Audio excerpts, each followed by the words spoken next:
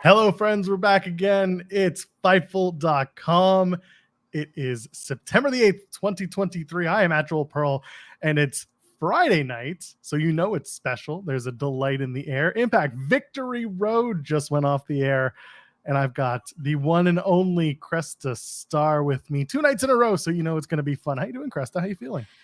I have seen more wrestling in the past 3 weeks than the legal limit, and that's not including Tuesdays. I don't know about you, but there's been a lot of wrestling in the air, and I am full. How about you, Joel? How you been feeling? How you doing? I'm feeling better. I think some people know, at least if you watch on In the Weeds, the show that I do on Fightful Overbook with Jeremy Lambert, that's like our morning show type of feel. I've been having like these weird nights where I'm going to bed with fevers, and it happened for 3 nights in a row. Everything seems to be breaking. I think I'm feeling better. My throat's a little sore, but that's just I talk for a living, so odds are it's just the weather changing and the pressure and everything. So I'm okay. And you know what? Tonight's show put me in a good mood. There was so much good stuff on this show. There was some stuff that wasn't that good, and we're going to talk about it. There was some questionable stuff, and there were some moments where I said, I don't think you covered this correctly, but we'll get to that. First, though, you got to leave a thumbs up on this video, okay? If you're here on youtube.com/Fightful, do that thumbs up and subscribe to us here on the channel, because that is getting us more and more into your friends' ears for more professional wrestling talk, which I know everyone wants. That's what we do. It's what we're here for, the professional wrestling. If you want to support us furthermore and get some backstage news, you can go to FightfulSelect.com, the best $5 in the business. We'll talk about that a little bit later. Or you can send us a super chat here at youtube.com/Fightful. Any amount, get your question or statement read on the air. We'll talk about the show. You can guide the conversation. That's how we do it. We also have Humper Chats. Before Cresta tells you how, all I ask is that you use IMP for Impact, because we are going up against the SmackDown post show, and I don't want to confuse their feeble little minds with the wrong chats. Okay, Cresta, tell them how. You're going to take your fingers, 2, 5, 10, how many fingers you used to type, and on your keyboard or your cellular device, you're going to go to humperchats.com. You're going to type in IMP, your comment, like, let's do it. One, I can't read that, but the person that said Jordynne, if you wanted us to put that on screen or read it to you, super chat or a humper chat, we keep a little bit more of the donation amount. We're happy. Sean's happy. The Decepticons are happy. Humper chats, do it. Don't be a jabroni. Bing. Bing? Bent, like bent. Oh yeah, no, I wasn't. I'm not hip to you kids. I don't know what it is, but you kids, the youth them love it. God, I wish. Fun. So yeah, we said it. Fun show tonight. There was a lot to talk about. The countdown. Well, Cresta, if you're a regular watcher of our weekly Impact show, you may have heard us say a dozen or so times that if there's one thing Impact will do, is they will never go 100%, because Alan Angels comes out and he does his shtick. He's like, who's going to challenge me to a match tonight? Yada yada. Little Guido comes out. Guido Meritato. He's been in ECW. He's been in WCW. He's been in WWE. He's been in TNA. He's back again. He was in Impact in 2022. Had a match against Matt Cardona for the Digital Media Championship. He's been around, but of course, for the beginning of the match, this is what you saw. Whoa, that was rough. That was rough. Solid 5 minutes of this on my screen, and you sent me the screen cap, and all I could say was, well, first of all, let's put up the overlay, and all I could say was, what the hell was going on? The match was fine. Alan Angels gets the win. He does the Angels wings. I need him to get away from the frontman gimmick. He's not a rock star. He does. I think Alan Angels is trying to figure it out. That's fine, but I don't think the frontman gimmick is for him. What did you think of little Guido? The man's been around for a very long time. What did you think of the match and everything else? I didn't see this match. I'm not going to hold you. It started at 7:30. I think I tuned in at 7:34, and it was live view. And then I just saw the man's back trunks that said FBI. He got rolled up with the Fallen Wings by Alan Angel, which they put over that Christopher Daniels, the original Fallen Angel, used to do. And that was it. I didn't see any of this match. Normally, Impact goes 99% of the way, and it's normally audio issues. This week they said we're gonna do our big one. So I respect it. At least it wasn't for like one of the big four. So I couldn't tell you what happened in this match. I really couldn't. I will tell you a little story. Earlier today on In the Weeds, we had Garrett Kidney.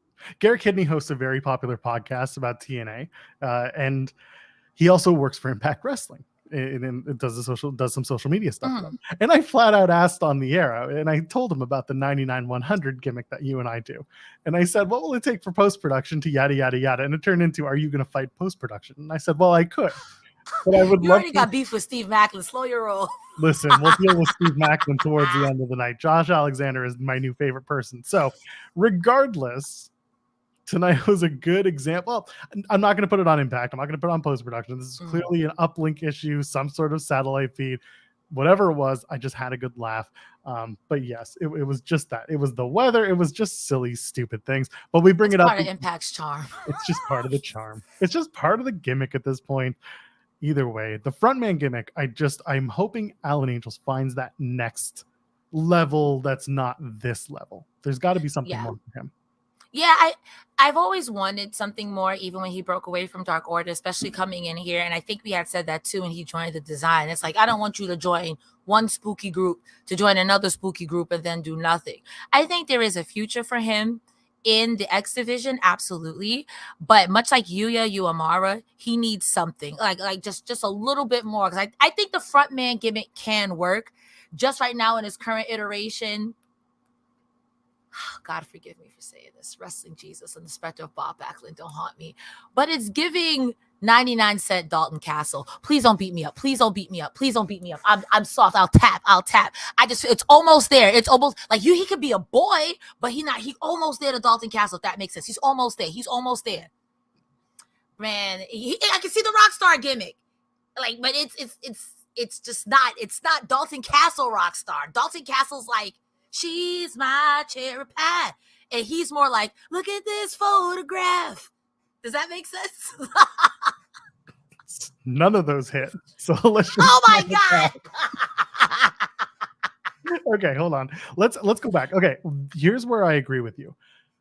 Alan Angels doing this gimmick would be great if he turns it up to 11 like Dalton Castle does with his Peacock gimmick. Whatever he's doing, I'm not saying that Alan Angels needs to replicate the Peacock gimmick, but he needs to do something that sets him apart, something that makes him different from everybody else, and something that gives him, if he wants to do this frontman gimmick, he's got to be better. He basically has to do like corpse paint, death metal bands, death metal fans know. You got to go hardcore. Okay. What I was saying was like, when I compared him to Dalton Castle, it was in the sense of like, Dalton Castle reminds me of big 80s rock hair bands, stuff like that's really over the top.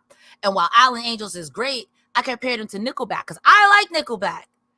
Other people have had complaints about Nickelback. Like there's a rung there that you just gotta grab. And I think once you get that, that'll be a complete thing. I think it's great. I think this frontman gimmick is great. There's just something miss.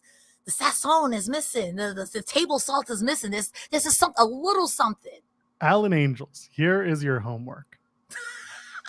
The next promo you cut, if you're listening, I need you to add at least one Nickelback reference. It'll pop me. I'll write you an email personally. It'll pop me. Put it in, and we know that we should keep talking, and we'll flesh out the ideas together, but apart, and we'll work this out. There's something in here. We just don't know what it is just yet. I do know that if there's one thing in wrestling that you got to do if you want to beat your opponent, it's hit that mother effer with a car. PCO gets hit by a car in the first hour of the pre-show, and Bully gets out and says, anything goes. And this just turns into a Wile E. Coyote road runner back and forth. And we'll talk about more because they weave it through. And then I get to the match. Honestly, I didn't think this needed to be a match. I didn't. The way they started it, I was like, just weave this whole back and forth between PCO and Bully. Just weave it throughout the night. And I would have been so fine with it. We'll talk about the match, but getting hit by a car to open the start of the show was really fun stuff. I liked it. It was harmless fun. I thought it was great. It also speaks to the continuity that Impact has really been weaving in the main show with their pre-shows. I've been seeing it in BTI for like the past 2 months now. So to me, it kind of makes sense. You're going to weave this in to keep the intrigue. I want you to buy Victory Road. You know what I mean? So you see somebody get hit with a car. I did it for the Rock. I did it because I don't want to fight PCO, you know. I did it for my balls. Oh, God, that spot. We're going to talk about Disgusting. Moose and Myers take on Ace of Beys. They have a tandem theme now to Moose and Myers. So they're a thing, but now they're going to be a more successful thing. But not tonight. Chris Bey wrestling his 500th match. They brought that up. And Myers hits a super kick into a powerbomb on Bey and then misses the roster cut. Bey rolls up Myers, and it's a surprise win for Ace of Beys. Yeah, I did say originally that Moose and Myers would win. I was wrong, but I think there's comeuppance coming. What do you think of this match? Very quick, easy tag match. Quick, easy tag match, but I'm going to go ahead and say, I don't know if Moose got heat with Bey backstage because the way he was beating that crap out of this man this whole match.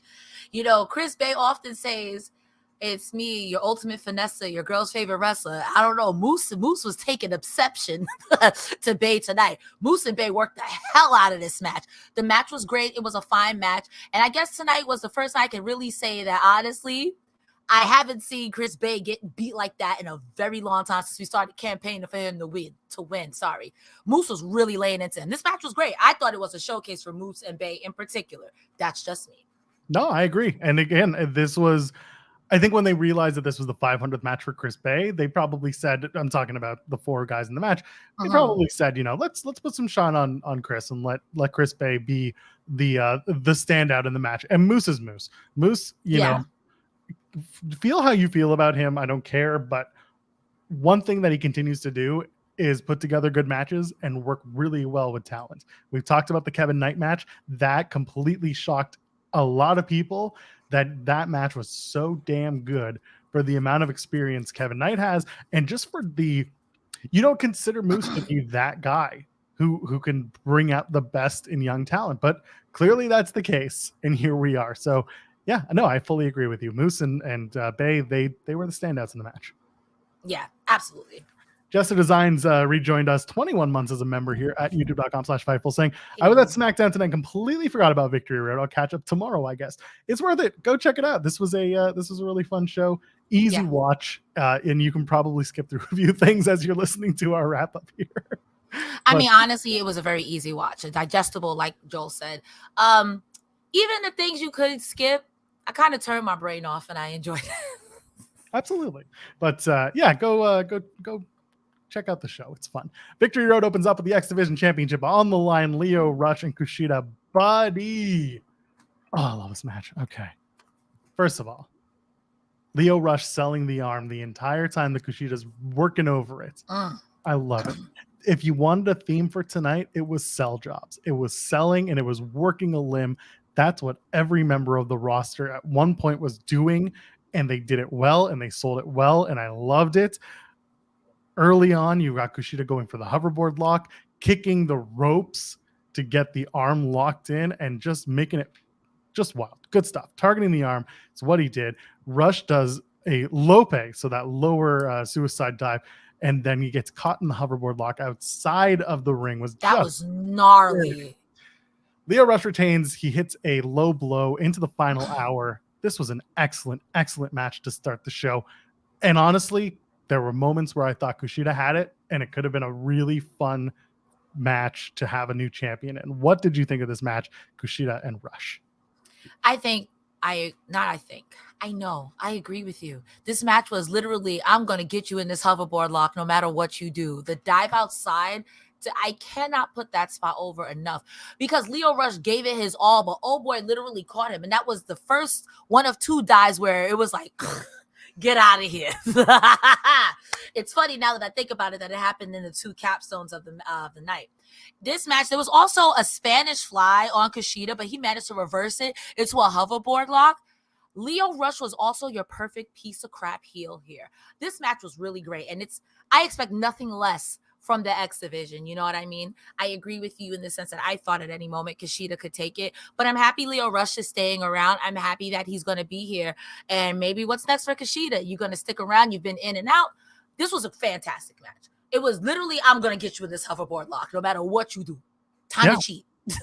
It was perfect for what they needed it to be, and it just worked really well. Again, I wasn't surprised that Lio Rush retained.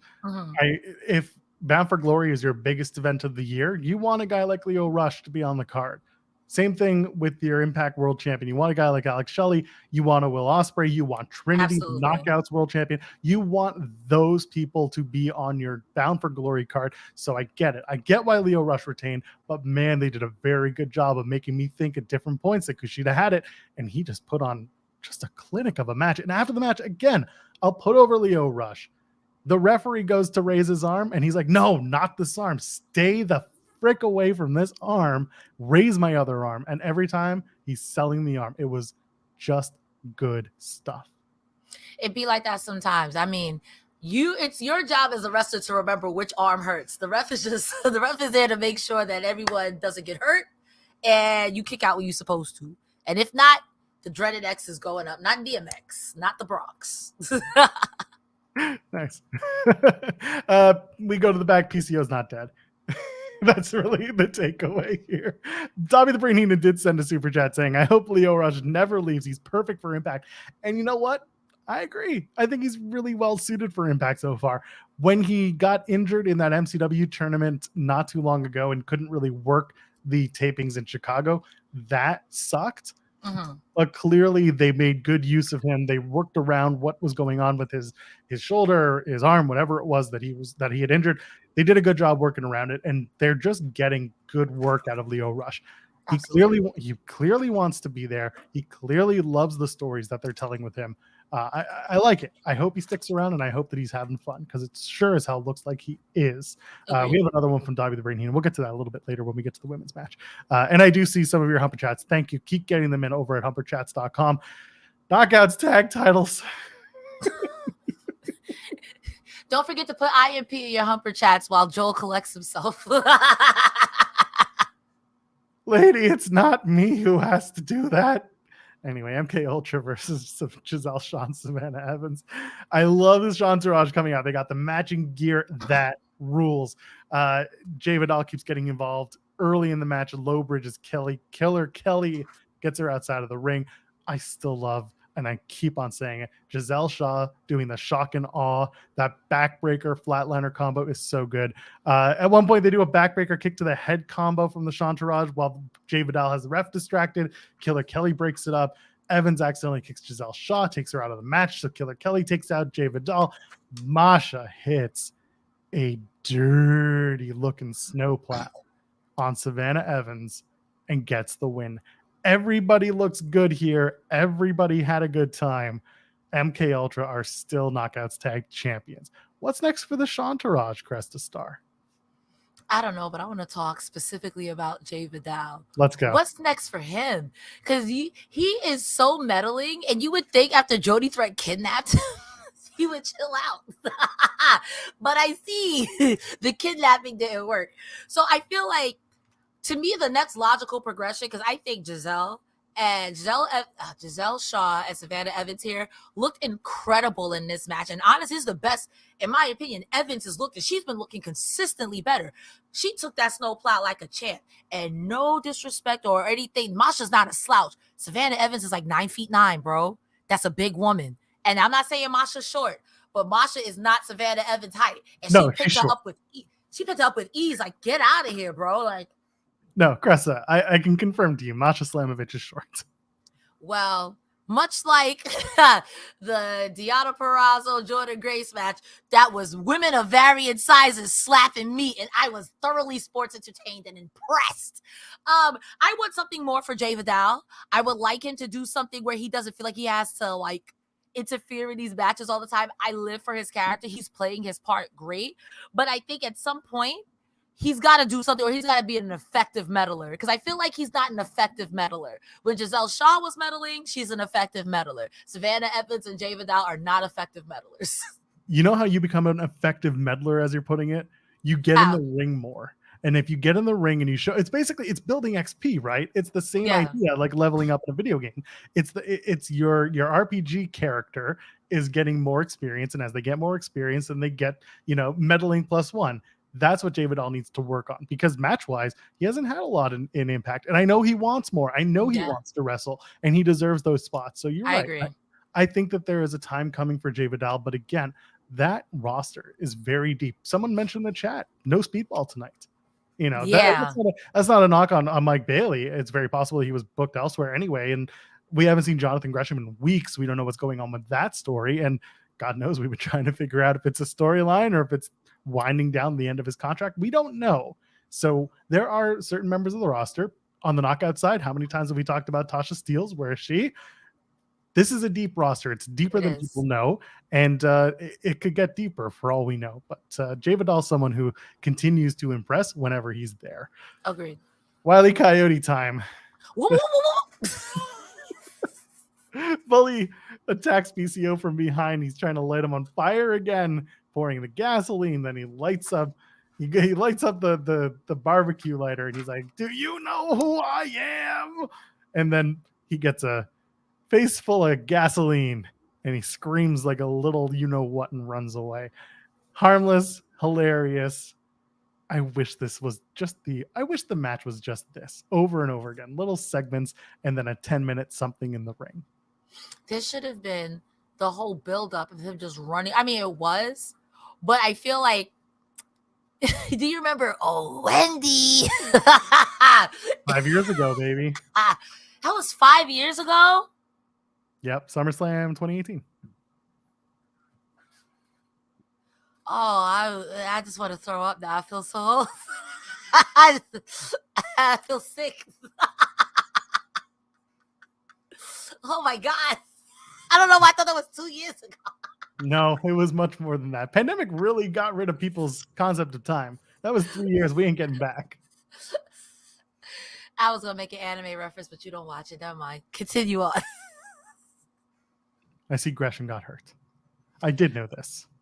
I feel like we just spoke about this too, because I think we asked where Gresham was like last night. Yeah, listen, when I do a morning show, I'm much more chipper and awake. Crazy Steve versus Black Taurus. Tom Hannafin backing away from the announce table as Steve is making his entrance. I thought that was great. I think it was silly. I think it was fun. Crazy Steve is just angling for an eye for an eye match. That's really all this whole story is. Taurus is angry as the bull would be. He goes in hot like a bull in a china shop. And of course, Steve starts to run away. At the end, the fork is mightier than the eye gouge. I don't know. They tried. For some reason, there was a fork underneath the announce desk. So who knows? Maybe Tom Hannafin is actually secretly working with Crazy Steve, and we just don't know it. That there. Danhausen left the fork there. CM Punk was there earlier in the day. He had some catering, and he left it for Steve and said, "Get the bull's eyes. I heard he said some things about me. I heard he's friends with Ryan Nana." Actually, it was Nick Gage, because there were other things in the bully match too that Nick Gage was left over there. GCW was taped at the same center minutes before. Listen, if it's anyone, it's going to be GCW. Anyway, they do the beg off spot, and all of a sudden the bull has feelings, and then Steve lies. That brings in the fork. Fork gets removed. Steve gouges the eyes of Black Taurus, hits the Belladonna's kiss, gets the win. So it looks like this is the end of the start of the end of Decay, because Crazy Steve just beat Black Taurus and did the slash over Black Taurus's neck at the end of this. What do you think of the match? What do you think of this presentation for Crazy Steve? I think the new presentation for Crazy Steve is above and beyond. I like his new music, the new visuals. That mask is spooky Laduca. I hate it, but it's good. I don't like looking at it, not for too long, but it's very well crafted, kind of like the Fiend mask. I don't like to look at it for too long either. It'll give me night terrors. I think this match was also great. Black Taurus coming out hot was the perfect way to start it. There's no way you're going to try to take out my eyes the last time I see you and think that shit is going to be sweet. I also like how Tom Hannafin is getting, from what I've heard, the old school Michael Cole treatment. Right after Michael Cole stopped being heel and everyone was like, "Shut up, Michael Cole." Poor Tom Hannafin. Him just standing in the corner like, I laughed. I know I shouldn't have laughed at some man's mental anguish, but I laughed so hard because his face was so serious. He's in the corner. He's just like, Yes. You mid-sentence. They're talking about when Crazy Steve is coming down to the ring. All you just hear is Tom Hannafin just shut up. He then cut to the camera. He's in the corner like with his papers. Matthew Raywall is sitting there like, you can come. You coming back to work, buddy? It's like, it's okay. You can be okay. Tom Hannafin is like, it's not okay. He tried to bite my hand off. I loved it. This commentary duo with this Crazy Steve, I'm a pop every time. There's some good stuff going on. I really enjoy the way that everyone's selling it, the way that everyone's doing it. It's good stuff. Backstage, we're with Julia Miller. She's got Tommy Dreamer. Tommy's like, I'm full of emotion. I'm not going to cry today, which I was like, thank God. But he says, I'm nervous this time. He said, I want to inspire. This building is proof that you can follow your dreams. He says, I'm going to shake Kenny's hand if I lose, and I'm going to perform in front of my family and friends tonight. If I win, I win. If not, I'm going to go down swinging. Typical babyface promo. Love this.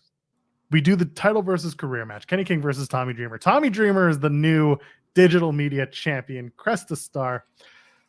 We forgot about Heath. We did. We talked about the stupid match last night, and we agonized over what the finish could be and how to get to Impact 1000, and we forgot about Heath. So now we're going to do the tag match, presumably in the next set of tapings. I hope not at Impact 1000, because that's just not something you want to tape for that match. Maybe put the four of them in the Feast or Fired match and have them duke it out for... Yeah, okay. Feast or Fired? Oh, Excuse me? Oh, I'm sorry. You have no Impact lore, do you? Listen, my Impact lore, the deepest it goes is Wrestle House. No, and that's it. Before then, it's bits and pieces. And they say all men are created equal, but you look at me and Samoa Joe, you can see that statement is not true. Bunch of people in a match, 4 briefcases, title shots are in there, and a pink slip is in there. They open the briefcases depending on winners and time. Listen, you just got to go. It's an awful match, but it's also fantastic. It's an awful match, but it's also a fantastic. You have to go back. You have to go back. They did this in the 2000s. You have to go back and just watch it. They've done it all the way up to 2017, 18. So yeah, just go back. 4 briefcases. And some of them are good, honestly, some are bad. But why do we have to have a Feast or Fired match? Like, hear me out. Because of the lore. Because TNA did it, and now at Impact 1000, we're bringing it back. We did the Reverse Battle Royal at Slammiversary a few years ago. Now we're bringing back Feast or Fired for one time only, because we've had 1,000 episodes of Impact Wrestling. But only Tommy Dreamer wanted to get fired. I don't see how this is anybody else. Okay. But why not bring back Ultimate X, King of the Mountain, Queen of the Mountain? I can think of, I'd rather see a Clockwork Orange match than a Feast or Fire. Okay, well, Ultimate X will be on Impact 1000. They are filming that tomorrow night. King of the Mountain, though, there's no reason to do that, because they just did that. They've done Queen of the Mountain recently. They haven't done a Feast or Fired match in multiple years, so they wanted to bring back one more TNA original match. That seems really messed up. That's it. Imagine going where like, yeah, you're in a 4-way match. Yeah. There's also a pink slip in one of those things that you could lose. Wait, what? Tommy Dreamer said he wanted to retire. Why I gotta retire? Well, imagine Sheldon G getting that pink slip. Why I gotta retire? I don't see how. That's the charm. That's the charm. Someone gets fired, 3 other people get title shots. This doesn't seem like a charm. It seems like a monkey paw. Yes, Impact. By the way, for someone asking in the chat, yes, Impact 1000 is getting taped tomorrow at White Plains, same building that they ran tonight. So the match itself, Digital Media Championship, Kenny King versus Tommy Dreamer. Dreamer comes out wearing a Terry Funk inspired gear, his old ECW boots. He's hugging his family at ringside. His twin daughters are there. His wife is there. It's so good. Kenny King just being a cocky piece of shit. I love it. And at one point, they get a little too cutesy with the closed fists. It didn't really look that great. But Kenny King going over to Dreamer's family and saying, "I'm your daddy now, girls," and them just booing him vociferously was great. Dreamer gets a big cutter for a near fall. King gets a big blockbuster for a near fall. In the end, Sheldon Jean shows up. He gets involved, trips up Tommy Dreamer. He's getting ejected. Heath shows up, hits the wake-up call. Tommy Dreamer hits that even flow DDT, and he gets the win. Tommy Dreamer is your new digital media champion, and everyone's happy. I mean, I'm happy. This was fine. Well, time for Cresta to be a bozo, because I can say that this match was not for me. I tried. I gave it the college. The in-ring work was good. Let's start there. I did pop for when he said, "I'm your daddy." Now I'm like, don't let Christian Cage hear this. Don't let Christian Cage hear that Tommy Dreamer has lost custody of his daughter to Kenny King. Don't let that man hear this. I don't know. I was raised that if you don't have anything nice to say, you don't say anything at all. So I will say the Dreamer driver into the Terry Funk pile driver for only the 2 fall was really pretty. Besides that, this match just was not for me. I get it. That's fair. We're going to see how this all plays out at Impact 1000, but who knows? Maybe they'll be part of the Feast or Fired. We'll find out. There's 4 guys right off the top that you can put in that, and it'd be inconsequential as hell. Just don't add Swinger to that match, because if they fire Swinger, I am going to quit this show. I'm already upset that in the video package before this, they played Johnny Swinger's Digital Media Championship Day. I'm thinking, oh, Johnny Swinger's back. He got a new gimmick, and just for it to be this, don't play with my heart, Impact. They got me too. They got me too. Tommy the Brain Heenan saying, Joel, nobody's happy that Tommy is DMC. That's the thing. DMC. DMC. That's the thing. Like, I didn't want. It made no sense for Tommy to retire, because we talked about it on the show. 42-year-old Kenny King retiring 52-year-old Tommy Dreamer made no effing sense. With no build, no nothing. Maybe a week and some change build. No, girl. Yeah, like a couple of in-ring promos and yada yada. There wasn't much. That's why I was kind of like, I think we're just going to see a new champion. And I also feel like Kenny King did deserve more time with that Digital Media Championship. There's also that. But he can win it back. He can easily win it back and just move on. And Dreamer drops the title. Gene, does the mishmash. And we're just back to square one. And this was just an excuse to have Tommy Dreamer have a match in White Plains, in the building that he grew up in, and the place where he had all. And you know what? If you were there and this was an important moment, and again, this was Tommy's, like, the dude's been wrestling for a very long time, and I don't think you'll meet one person who says a negative thing about Tommy Dreamer in the wrestling business. Most people will agree that he's very nice and he's very well-meaning. As a result of that, I give him a spot like that. This was, and because this is an Impact Plus special, it's not a pay-per-view. This is, it's low impact, no pun intended. But the expectation is not, he's not going to main event. It's not a big, financial commitment for you to watch the match. You know what you're going to get, and it doesn't need to stay this way. This can easily turn into literally anybody beating Tommy the next time, because it's not the last rodeo. And then Tommy moves on and just dusts off the boots when he wants to. This was just a match for match. That's a good point. Listen, we've had Bully on like the last couple of pay-per-views. We could do it for Tommy Dreamer. Deonna Purrazzo versus Jordynne Grace. I looked on my notes, and the Anything Goes matches after this one. This Purrazzo Grace match, do not sleep on this. We knew it would be good, but these two showed that they are still very much in tune and very much in touch with each other's work. Man, they opened hot. They didn't need to do any feel-out spots, which you typically see in a knockouts match. No, they go over to Deonna working over Grace's arm early and often, and it looks good. And it's just so good. We'll get into the moments, but really, Jordynne Grace exercises the demon, hits that flurry of offense, and hits the Juggernaut driver, gets the victory. The first win versus Deonna, and it's the pinfall that Deonna's been talking about. It happened. I do want to go back to this, by the way. Actually, AO saying that Tommy Dreamer had a rough year, to be fair. Yes, again, he had a rough year, and this is a nice moment to give him in his home state, in his hometown area. So, yeah, I absolutely agree. I'm just going to do that. Now, going back to the business at hand, Deonna Purrazzo, Jordynne Grace. Let's talk about it. Big, meaty women, or women of muscular various sizes slapping meat. I was chanting in my house, meat. I don't care. I love these two. I want Deonna Purrazzo or Jordynne Grace to pin Josh Alexander, Steve Maclin, Alex. I want them to win everything. I think both of these women are world title champions. This match from Go, Jordynne Grace is like, I'm not honky talking. I didn't come here to get paid for a match. I don't get paid by the hour, okay? From the moment word go, she was hot. And I understand.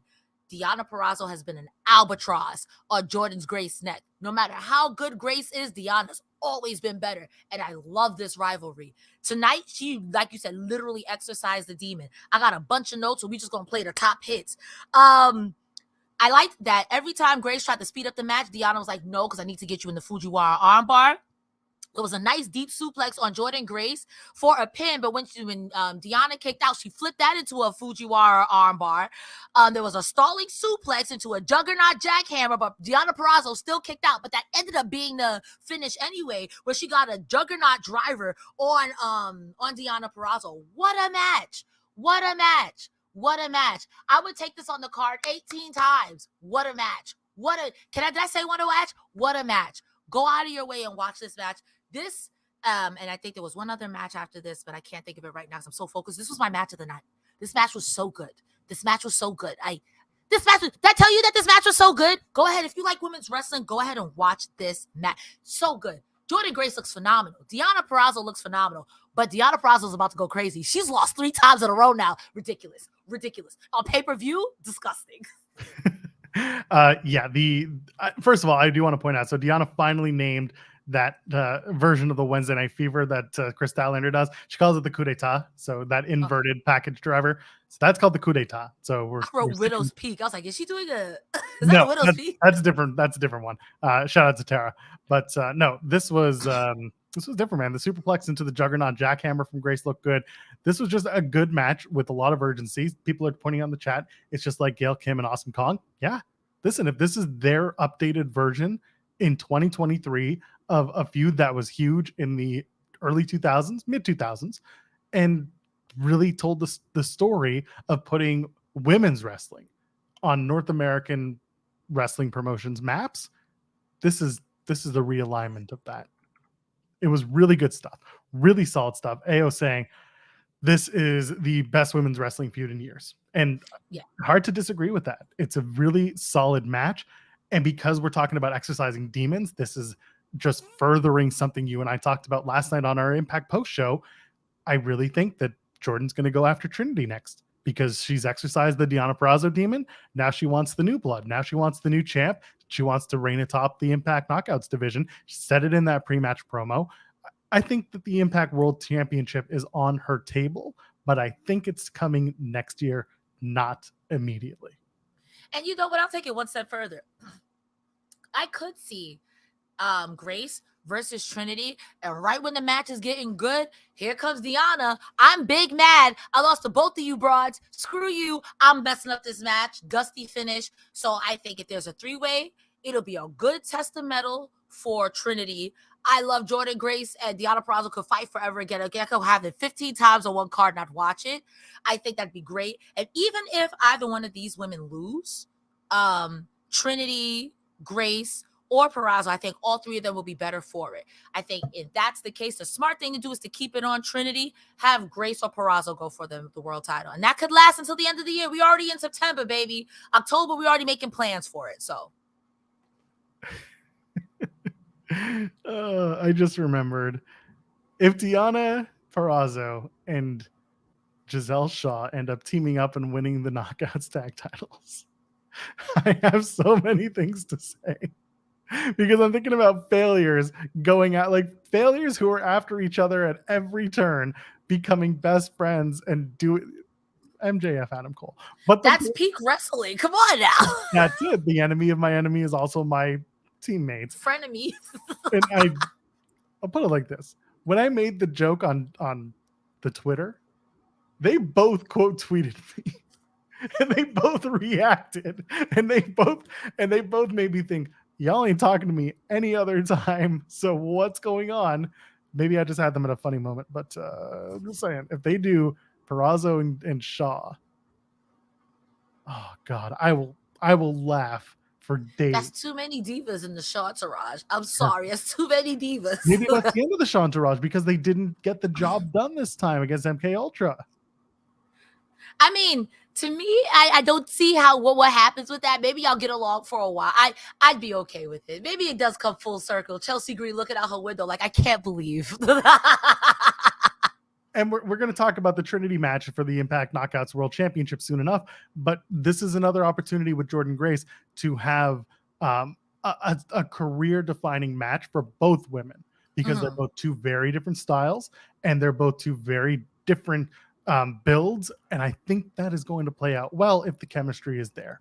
We're going to talk about that once we get to the Trinity match. But first, we got to talk about anything else. Ooh, excuse me, I didn't. That's how I felt too. PCO versus Bully Ray. Oh my God. So this whole thing starts. Bully Ray's trying to escape the arena. Santino and his security stop him. And then PCO appears behind him. This is all backstage. And the match never started. They just fight for a while. They fight outside. There's a bunch of tables. They eventually start the match after like a good solid 7 minutes of fighting outside. I don't need to give you much, but I just need to say Santino didn't need to be involved. We didn't need a Cobra spot. And for Christ's sake, you're Bully. Carl. I'm going to say this nicely. You've both been wrestling a combined 20 billion years. I love it. If the table leg is broken, stop trying to set up the table again. Bro, these tables were on their New Japan shit. They were not trying to sell at all. They were being difficult to work with. They weren't breaking. These tables were like, we're on strike. I loved the build for this. I loved everything that was going into this. And then they did the match and it just didn't do it. There were moments, but I've been loving the Bully Ray stuff. We talk about this every week, that Bully in this incarnation, what he's doing right now has been so good. This match wasn't it for me.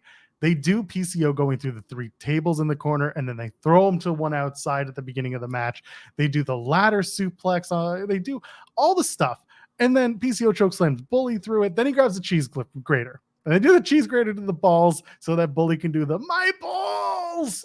And that's always funny. Okay, always funny.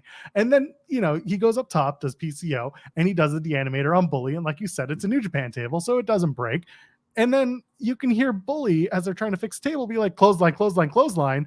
But the table, one of the legs, you know how the legs come down and they come across and down, right? They in a fork like style. One of the prongs are bent up so it doesn't stand up straight, and they don't figure it out for the longest time. And they keep trying. It gets very clunky. They get very lost towards the finish. And then eventually, I can't believe I'm going to say this, PCO wins the match with an Irish whip into a table in the corner, and Bully lays down for 3. That's the match. It just wasn't, it wasn't good. Whatever they were doing to think on the fly just didn't work. And I can't blame them, for trying to think on the fly, but I felt a little bad, but the match itself just wasn't really going anywhere for me anyway. What do you think of this whole thing? I agree. When the match first started, I was like, this is kind of silly. And I was almost at the part where I turned my brain off, like with the Tommy Dreamer match. However, I had to start thinking about how can I have fun in this match? This was a Pokemon match, and let me tell you why. Joel, have you ever played Pokemon? When I was younger, yes. Big one. You know how they say there's no fleeing from a trainer battle? This was Bully Ray trying to flee from a trainer battle. This whole match, you were trying to fight. Before the match even started, you hit him with, let me get my chart. You hit him with a trash can to the back, a trash lid to the knee, leg and back, PCO into chairs. And then the match started. You hit this man with a car. You did everything you could. And right when you were like, I'm going to put him through these no-selling New Japan tables because I've had it, Santino Marella throws his Ekans at you, and then, and you're dead. At that point, I knew it was clownery. It was clownery. So I just had to stop thinking about it. So it was a Pokemon match. You were talking mad stuff. You weaseled your way into the 8th gym boss. You have level 2 Pokemon. Your Weedle isn't going to do anything against this Rhydon, and you got worked. Your balls got graded. And, it was a match. It wasn't terrible as what I expect. It was a Bully Ray match, and I know what I'm getting when it's a Bully Ray match, especially against PCO. Shenanigans. The MVP of that match were these New Japan tables who said, I'm not breaking. I don't care what you do. Did you ever go after the missing no? I did. I caught it on one of my games, and it thoroughly wrecked my game. Mine too. That was probably the best time I ever had playing Pokemon. I caught it's like it's level 100. I go to take out my Charizard. After that, Charizard is not Charizard. I don't know what that Pokemon was. Messed up. That was just the best thing you could have done. So anyway, Gia Miller's backstage with Scott D'Amore and Eric Young. We're talking about Impact 1000. And Scott D'Amore are like, hey, we were the first people you saw at Impact #1 as Team Canada, so it'll be fitting that we'll be at Impact 1000. And Eric Young announces that he will be wrestling on the show. Funny enough, when I was looking for graphics for In the Weeds last night, and you knew that I was very tired and very out of it, I saw a graphic that had James Storm versus Eric Young, and I was like, is this a match? No, this was James Storm's 1000th match back in 2021. So I was like, I saw 1000 and I saw James Storm versus Eric Young, and I was like, when did this get official? No, dude, just my brain is the way it is. I have a jabroni question for you. Sure. Is this Impact's for 1000, or is this like TNA Impact 1000? Is this 1000 episodes of Impact specifically, or 1000 of TNA Impact? Okay, so you have to remember that Impact is TNA. I thought I know that, but I thought it was kind of like the show we were TNA, but we're Impact now. No, the show became Impact. Like it became TNA presents Impact. Okay. And then Impact Wrestling became the name of the company because for years people were just like, stop calling it TNA. It's not tits and ass. It's not provocative. It's total nonstop action. Get into it. Well, there's a whole line of thinking from Jeff and Jerry Jarrett as to why they were calling it TNA at the time. Not important, not what we're talking about here, but yeah, it became Impact Wrestling. It is just the amount of Impact episodes. Okay. So not specifically Impact TNA in general, just specifically Impact episodes. The banner of TV named Impact. Okay. It's never been Impact. This is episode number 1000 that's coming up that they're taping. Period. There we go. So wait, I have another dumb question. I know this probably I'm educating the children who don't know, who's afraid to ask. No, it's fine. We're here. Let's go. So it's not called TNA Impact anymore. It's not like AEW Dynamite, TNA Impact. This is just Impact. Just Impact. Okay, work. The TNA name died in 2010. It would have been 2010. It would have been around the Hogan Bischoff stuff. 2006. Yeah, it probably would have been somewhere around there. Dixie and Hogan and Bischoff and somewhere around there when they were just like, we can't call it this. We can't call it TNA anymore. It's done. Okay, fair. We did it. I learned something today. There we go. Tag titles. This was a good match. Rascalz versus Motor City Machine Guns. Now, again, I've said it here. I'll say it again. Didn't really love the World Championship not being on the show again for the second Impact special in a row. However, in WWE, Roman Reigns isn't exactly putting his World Championship on the line every single month. So I shut my mouth. And I realized that Motor City Machine Guns are 4-0 against any other form of the Rascalz. So they had to get one back tonight, and they certainly did. Rascalz retain. This was a really good match. You want to talk about selling? You want to talk about, taking a limb and working it over? When we get into the nitty-gritty of this thing, there was a lot of really good stuff to talk about. John Skyler from Good Hands does get involved. Pulls the ref out as it looks like the Motor City Machine Guns are about to recapture the tag titles. Instead, Shelley tosses the ref back in after a whole kerfuffle with the Good Hands. Sabin gets spray painted in the face by Wentz, who's on the outside. Trey pins Sabin. Why is that important? Because Trey Miguel takes on Alex Shelley for the Impact World Championship at Impact 1000. Cresta Starr, let's talk about this match. I thoroughly enjoyed it. You cannot go wrong when wrestling uncles Motor City Machine Guns get in that ring. I want to call out specifically the double figure 4 spot. Wentz looked like this whole match that they were beating him, that he got beat backstage. He looked like PCO. The way Wentz was selling this, you would have thought he got hit by a car. Wentz was selling like everything was wrong with him, his leg. There was one spot where he goes, like I think he goes for a back handspring or something into the ropes, and his arm just gives out. He just crumbles like paper. And I was like, yikes. But that was great. I think this whole match was great. Them cheating to win. This is kind of the problem I had with FTR for a while, but I'll let it play out. I think that the Rascalz are far too talented to continue to cheat to win. However, I understand it is a part of your character arc right now, but I think they are far too talented. This iteration, even when they had Wesley, I think you guys are far too talented to continue to cheat, use the spray paint as a crutch. I think, especially Trey Miguel, what I've seen him do in the X Division, you are far too talented, but Ya tu sabe, it was a good match. It was a good match. It's possible that somewhere down the line, there's going to be a team that says, hey, stop cheating. You're better than this. Yeah. And the Rascalz have to realize, okay, we'll try. And it either works or it doesn't, try. or they'll lie. And whatever it is, that's the way it goes. AO sending a super chat saying, collusion! That's tomorrow. I'll see you guys tomorrow. AEW collusion. Oh, God, I don't even know to say it. Ricardo from Firefly, by the way, sent us a super chat saying, a bit of love to you both. You're awesome. Well, so are you. Thank you, Ricardo. We appreciate you. Hope you're doing well.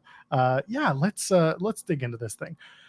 But I do need to. We'll talk about that in a second. Actually, we're gonna get back to this. The match, man. When your tag team uncles do the best type of match possible with their nephews who are fantastic tag workers in their own right, and Alex Shelley put over Trey Miguel hard to us before, so it made complete sense that those two would work each other over early in the match and then stay the hell away from each other for the rest of it.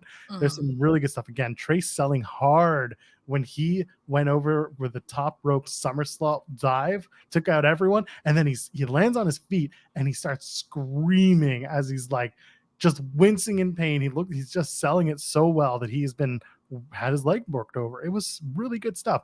Good double team offense, good double team selling. When selling the double legs, he does the double stomp to Sabin, and then he's selling his legs off of that. Just again, solid stuff. Really good stuff. Really love this match. Go back and watch it. That's really all I can say. Agreed. One thing I need to point out, you and I talked about this. Impact Turning Point. They announced that the October 27th Turning Point show will be taped, and then it will air on November the 3rd. So you and I no longer have a Friday the week after Bound for Glory to go to work. We're just going to do it 2 weeks later, I guess. Or normal, whatever. I'm only here so I don't get fired. I was hoping they would do it live. A UK show. You and I are in the US / Canada. Like, we're in North America. We could have done an afternoon Impact show. It would have been so much more fun. I agree. I think it'd be nice to do it early in the morning, but here I am once again, torn into pizza. Can never win. Either way, Will Ospreay's on that show, so I'm looking forward to talking about that. And I'm also looking forward to talking about Bound for Glory. Don't know how much I'm looking forward to this Knockout World title match. Okay. I mean, it was everything it needed to be. Plus a little overbooked at the end, but it was everything it needed to be. It was a story match. Yes. And for that, it was okay. Amanda B sent us a humper chat over at humperchats.com saying, I don't know what I love more, seeing you two on a Friday or seeing the Edwards is getting pelted with the glow sticks. I think I had saw this, whether it was in our chat just now or on Twitter. They said tonight, Trinity had to deal with an obnoxious couple from Boston, and her husband had to deal with an obnoxious Boston crowd. Nobody wins. And then Dobby the Brain Heenan sent us a super chat earlier. Thank you, saying couldn't go 4 minutes without technical issues. 20 plus years, and that's the only real constant. The show was great, though. Love the glow stick spot. I don't even think they expected that because they've been handing out those glow sticks for a while. I thought this was trash being thrown into the ring, and then I immediately got mad. But when I realized it was glow sticks, I started to laugh. They were handing them out at Emergence. They were giving them out to not just like people in the front row. They were handing them out in our row at like the very back of the room. And I was like, what are we doing this here for? But either way, it's popular. People liked it. My family loved doing the thing with the glow sticks. They were having fun. But I've never seen a bunch of New Yorkers just pelt the ring with glow sticks. And I think they thought this was Tom Hannafin put it over on the broadcast. Like, it's like Japan with the streamers. But I'm like, these hurt more. Yeah, because okay, I think there is a love-hate relationship with a lot of wrestling fans and trash in the ring. Every time I think of throwing something in the ring, I specifically think of Hogan coming out being the third man and being Jamie like, hey, you almost hit me, guys. I know it can be as a sign of respect, especially if you're doing the thing that they're known for. But at some point, it just like they were just dodgeball hands. I expected Scott D'Amore to come over the loudspeaker. Please stop throwing the glow sticks. The glow Knock sticks it are off. not for throwing. Stop throwing the glow sticks, please. I will say Impact fans are very, out of all the wrestling fans to have, Impact fans are the most level-headed. So if Scott D'Amore even peeked his head outside, be like, yo, stop. Dad is here. Stop throwing him. Like, you know the type just to be like, What are y'all doing out there? And it was like, shh. What are y'all doing there? Stop it. You bad kids. Trying to give you a fine wrestling program. You gonna throw garbage? So this match isn't long. It's fine. Again, it's a story match, and really all we're trying to do is, because Kazarian saved Trinity after she got, well, not saved, checked on Trinity after she got put through the table this past Thursday on Impact. Clearly this meant that Tracy and Kazarian were going to come by and get their match hype for Impact 1000 between the Edwardses, and that's fine. So they still had a little bit of the match to it. Trinity, God bless, on a night where the tables hated everybody, she went through one, man, and it was so we'll set this up real quick. Edward Edwards breaks up a Starstruck after the referee's been knocked out, takes Trinity outside of the ring, grabs a table, threatens to put her out. That's when Tracy Brooke and Kazarian show up. They put an end to that. They put Edwards on the table, and Trinity goes up top, and she goes for a splash. Table doesn't break, and she very audibly looks at the camera and yells, "Ow!" These tables were not given an inch tonight. These tables said, I'm not doing the job. Not fun. Lish grabs Kendra the kendo stick, hits Trinity with it. We get back to the match, kicks out at 2, and then Trinity hits her sit out full Nelson drop for 3. Easy peasy, no submission victory. She got a regular pinfall victory. I expected a little bit more from Alisha Edwards out of this. I was hoping for something. No, here's the thing. I know that we clown on the Edwards, but I also know that like Lish Edwards, first of all, this gimmick of her running down people for their accents, this is good. This has legs, especially with them going to the UK. Oh. yeah. I got to see it. So stuff like that I love.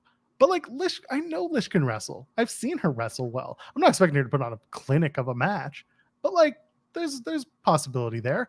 I just expected a little bit more out of those two women tonight. I think Lish, unfortunately, suffers from the same problem Candice LeRae has. It's that no matter how good you are, for whatever reason, it doesn't translate.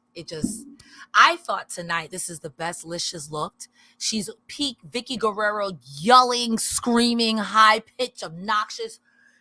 It was great. Her hair, her gear looked great.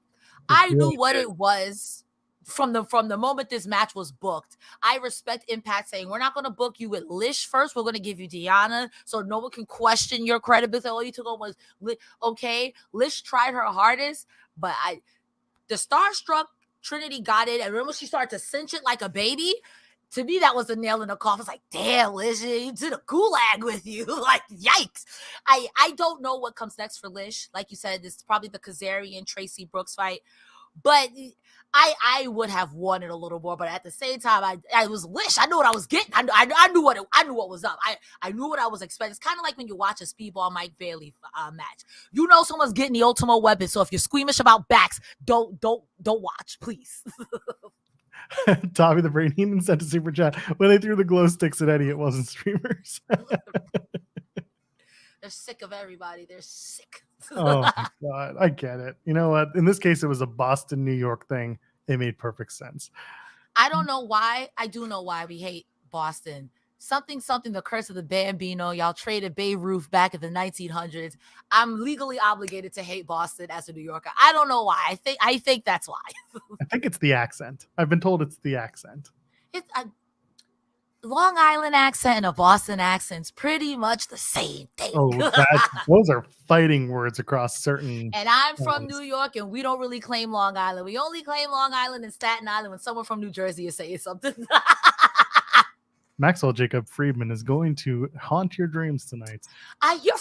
He's from Long Island. As a proud person from the Bronx, me be afraid of someone from Long Island? Malarkey. Malarkey, she said. Malarkey. What's he gonna do? Dance me to death?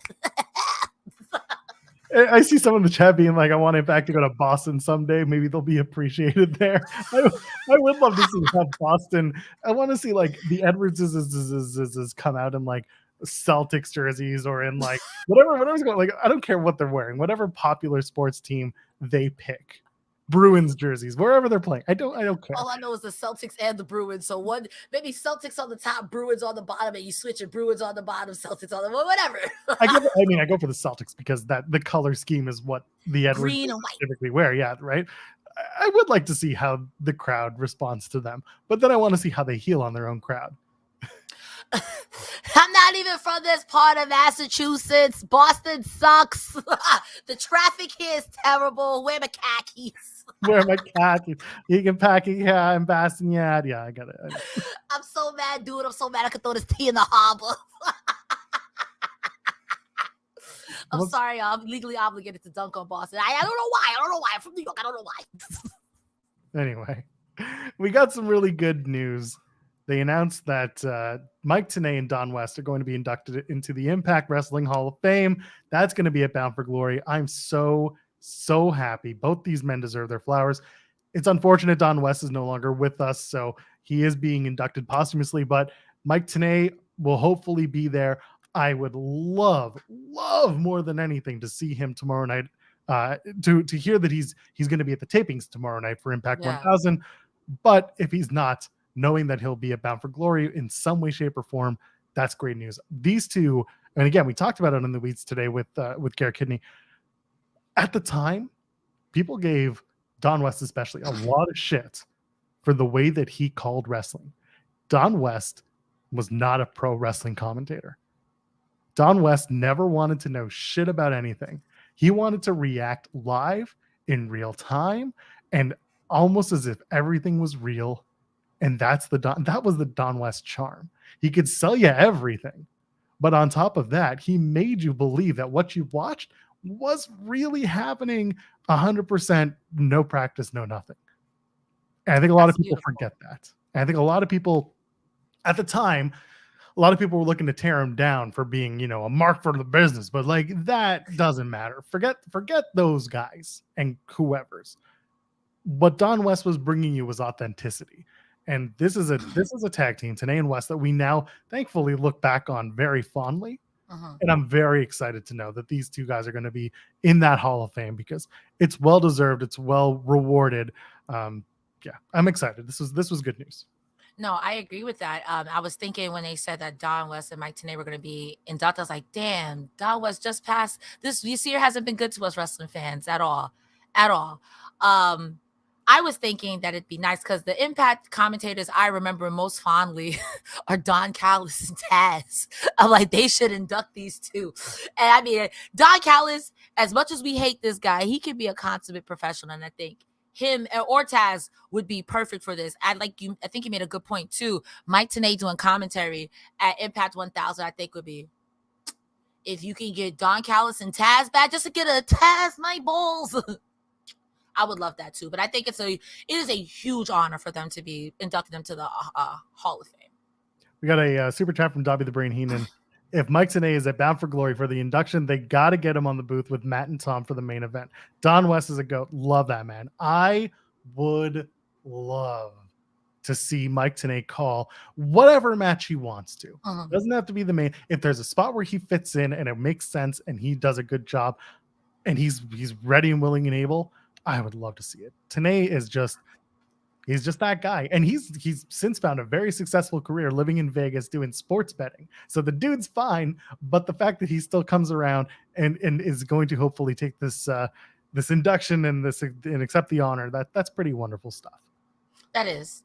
We love Impact. Impact is so nice. I really, I've as much as I've covered this show in the past coming on 2 years, Impact has a fondness to it that I can see why they call people the Impact loyal and the Impact faithful. There is such like a deep history and lore where unfortunately the people getting screwed over are the guys you want to root for the best. And when they come out on top, it's such a good feel-good moment. Speaking of which, Steve Maclin lost. The biggest heel in the business, ladies and gentlemen, one Joseph Pearl. I'm sorry, Joseph Pearl. And by the way, Dobby also mentioned in the chat that Tom Hannafin getting choked up about the induction. I thought that was very sweet. That definitely got me for a minute because they had some really wonderful things to say. Did Ray Walton and Hannafin about the induction? So again, really, really, really, really excited for that. Really excited to just know that Tenay is still part of that extended family in the fold of Impact Wrestling. Steve Maclin lost the match to Josh Alexander, and that's great news. And how does he lose his match? Well, he got kicked in the groin, not the testicles. It wasn't an illegal shot. This match, and then the C4 spike in 1, 2, 3. But the point of this match was these two dudes who hate each other, fight differently from each other, and want to beat each other up, did exactly that, and I loved it. And what did they do, Cresta? What's the theme of the night? I am injured. Please don't attack my injured spot. Oh my God, you attacked my injured spot. And they targeted each other's injured areas. It's the triceps and the arm from Maclin to Alexander, and Alexander goes after the groin. The groin are not the testicles. It could be just the inside of the leg and so on and so forth. At one point, 10 German suplexes from Josh Alexander to Steve Maclin, one by one over 10. And then he does a bridge. This man is impeccable. And Maclin just spins right back and goes right to the arm. This match had so much. And the fact that we didn't get to see it for a world championship months ago is so, that's the one depressing thing about this match, because as great as it was, imagine if you had the build that it had going into Rebellion before everything fell apart back in April. Cresta, talk to me about this match, because God, there was a lot of good stuff here. Describe this word in one match, STIFF, stiff.